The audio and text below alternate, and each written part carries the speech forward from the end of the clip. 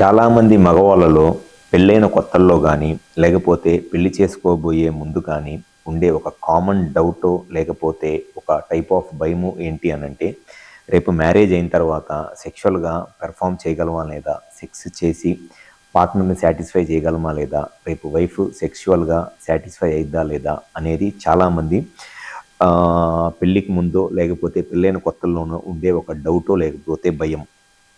So ఇటువంటి sexual డౌట్లు లేదా భయాలు రావటానికి ఒక మెయిన్ రీజన్ ఏంటి అనంటే వాళ్ళకి ఆ డౌట్ రావటానికి కారణము అంగం సైజు చిన్నగా ఉంది, సన్నగా ఉంది, లావుగా లేదు. సో దానివల్ల పార్ట్నర్ సాటిస్ఫై అయిద్దా లేదా అనేది చాలామంది ఉండే ఒక కామన్ డౌట్. సో ఇటువంటి పేషెంట్స్ చాలామంది నన్ను ఓపీలో కన్సల్ట్ అయినప్పుడు చెప్పేది ఏంటి అనంటే, సార్ మా పెన్నిస్ సైజు చాలా చిన్నగా ఉంది.